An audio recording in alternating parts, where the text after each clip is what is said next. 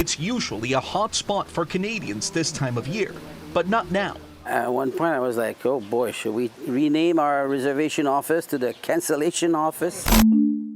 The numbers are in, and they're not good. 60% of Canadians say they're staying out of the US this year. The reason? One name: Donald Trump. More than 1 in 3 Canadians who were planning trips to the US have already canceled them. The biggest factor?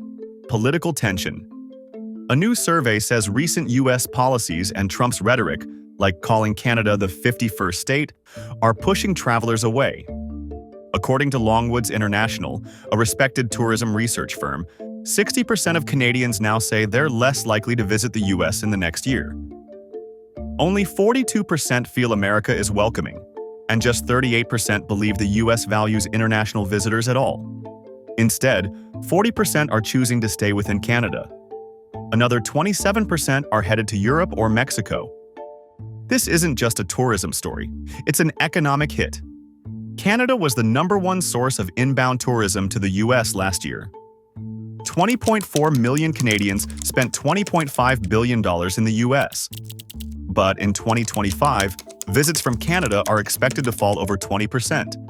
That's potentially a $4 billion loss, just from one country. Canadians aren't alone. International travel to the US is down 14% across the board this year. European visitors are down 17%. South America? Down 10%. Even road trips from Canada dropped 32% in March alone.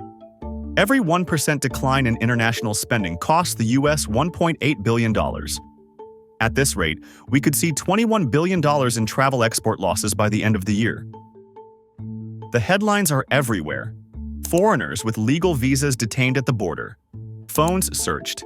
People deported.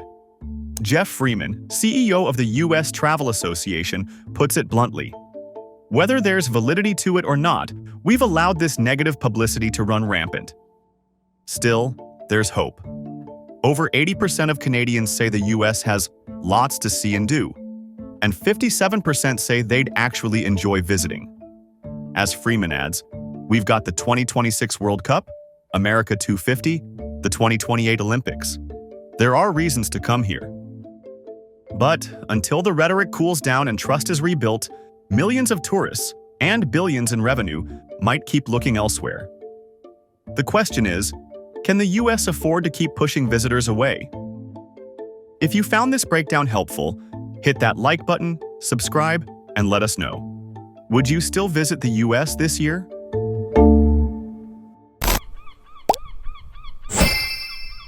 All World. Live like a local.